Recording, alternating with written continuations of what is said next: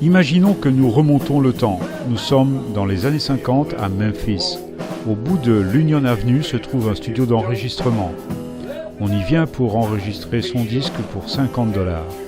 Le boss, un petit nerveux, c'est Sam Phillips. Dans le studio, il y a 4 musiciens. La partie rythmique d'un jeune rocker, Jerry Lee Lewis, puis un guitariste, aussi sympa que talentueux, et au clavier, un gentleman qui accompagne une multitude de stars. Et puis dans un coin, un petit gars timide venu avec ses potes en moto et qui voudrait bien réaliser son rêve.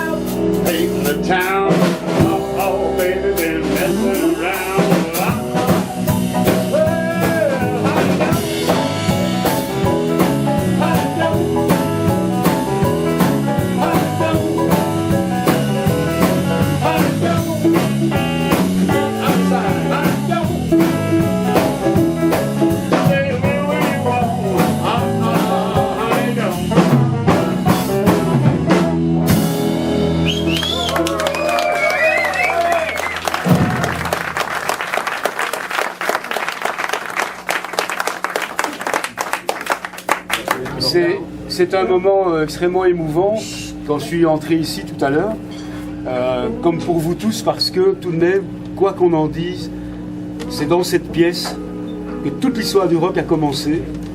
Pourquoi ? Parce que c'est ici qu'ont été enregistrés les tout débuts d'Elvis Presley. Alors même s'il y avait eu d'autres choses avant, comme le morceau, ils l'ont fait tout à l'heure, qui s'appelle Rocket 88, de Ike Turner en 1951, qui est considéré comme le premier vrai morceau de rock'n'roll, mais il n'a pas marché ce morceau-là.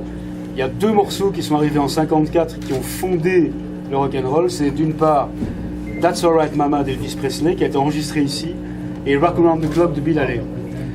Alors ce qui est tout à fait amusant, sans entrer dans trop de détails, c'est que un beau jour de 1954, Elvis Presley a poussé la porte qui est là-bas derrière. Il est entré dans ce studio pour enregistrer un morceau à 45 tours pour sa maman.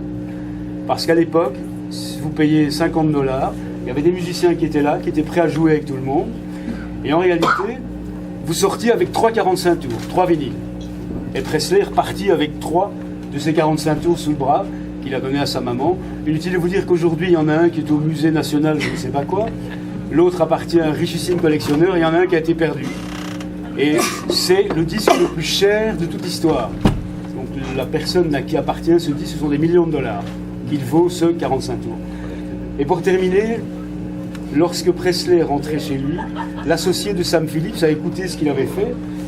Et c'est un guitariste qui était le guitariste attitré ici dans le studio, qui s'appelle Scotty Moore, qui a dit à Sam Phillips, il faut absolument que tu fasses revenir ce gars-là. Et Phillips n'était pas du tout convaincu d'ailleurs du talent de Presley. Il l'a fait revenir.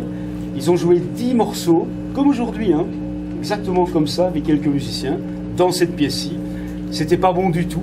Sam Phillips a remballé tout le monde, et juste avant de partir, et toute l'histoire a basculé à ce moment-là, Presley a pris une guitare, et il a commencé à jouer That's Alright Mama. Les musiciens qui étaient là, donc avec Scotty Moore, tout ça, sont tous devenus fous. Et à ce moment-là, il y a eu une énergie extraordinaire qui s'est dégagée, et c'est le premier morceau véritablement d'histoire du rock qui a été enregistré ce jour-là, dans cette pièce-ci, par Sam Phillips et quelques musiciens. Voilà, c'est extrêmement émouvant parce que vous ne seriez pas là pour assister à tout ça, moi je ne serais pas là ici pour en parler, s'il n'y avait pas eu, évidemment, ce jour incroyable où on est entré par la petite porte qui est là, Presley est venu chanter ici, et l'histoire a démarré. Et sur la photo qui est là, vous voyez d'ailleurs Presley qui regarde amoureusement Jerry Lee Lewis, et vous pouvez regarder d'ailleurs sur la photo, regardez bien les panneaux derrière Presley, c'est les mêmes, hein. Il n'y a rien qui a bougé.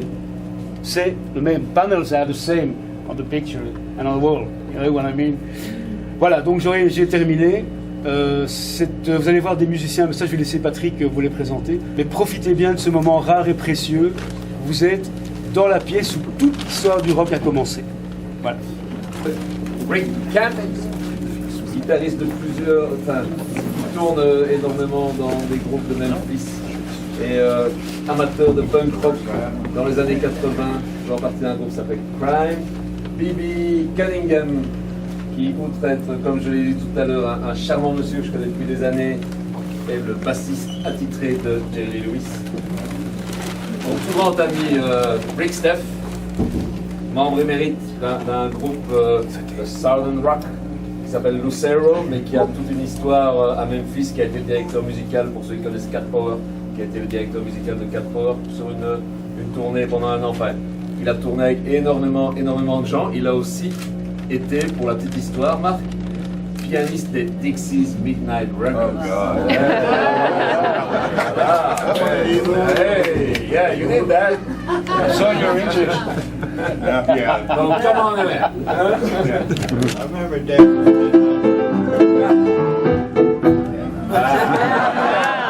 Much I can do that. Without crying. Yeah. Born and raised in Memphis, avec un papa qui était trompettiste, qui faisait cuivre et qui a enregistré, qui a fait la session de studio sur Suspicious Mind d'Elvis Presley. Et mon autre tout grand ami de Memphis, born and raised in Memphis, Robert Paul, une encyclopédie du rock qui vient de manger avec nous, donc n'hésitez pas à lui poser des questions, il adore raconter des histoires. Robert est le batteur entre autres de Jerry Lee Lewis, le grand ami de ses plus grands potes dans la musique sont Ringo Starr et ZZ Top. Voilà. Dire que toutes les chansons qu'ils ont faites depuis cet instant ont été créées et enregistrées ici. Donc c'est chaque fois un tune qui a été d'abord composé ici. If that's okay. Now translate this for me. A television interviewer asked Jerry if he remembered what he was thinking when they took that picture, and he said, "Yes, I was thinking, what's that guy doing on the piano?" Vous avez compris? C'est bon? Non? Alors, donc quand il parle de cette photo légendaire de Million Dollar Quartet et quelqu'un a interviewé Jerry Lee Lewis et lui a demandé à quoi tu pensais pendant cette photo, il a dit qu'est-ce que ce type foutait au piano? Évidemment, il n'y avait aucune raison d'avoir. One, two, three.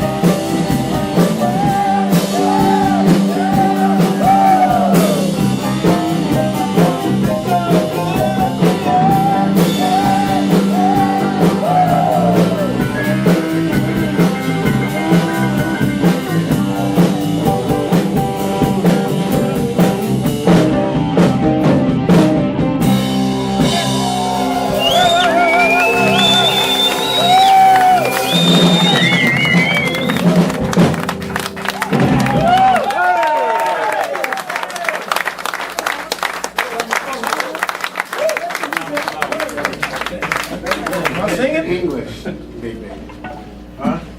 Are you singing it? Who's singing it? You gonna sing it? I don't know. Travel down.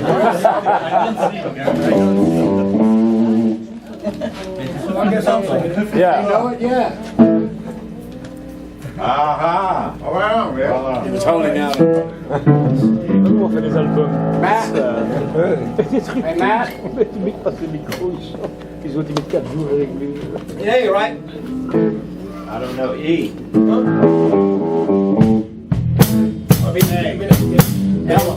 I know, but if I'm gonna sing it, I want to do it in A though. Can you play an A? A? Key of A. Ah, Mike. A chord.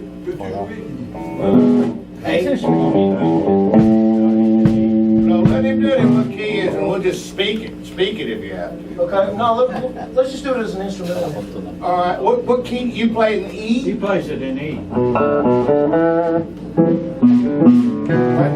Come on, you can sing it in E. It's too low in E. So, 1, 2, 3.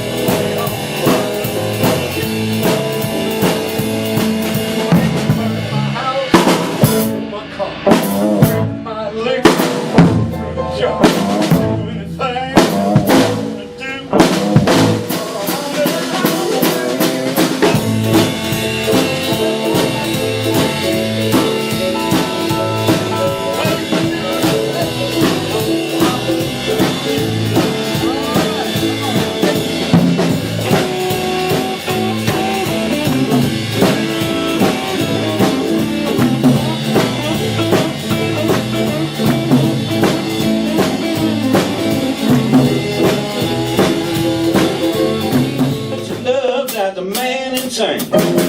You broke my will, what a thrill. Goodness gracious, great ball of fire.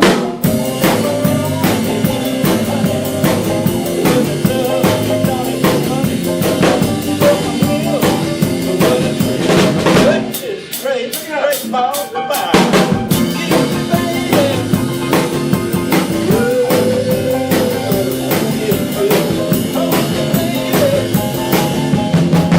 Let me love me like a lover should. So fine.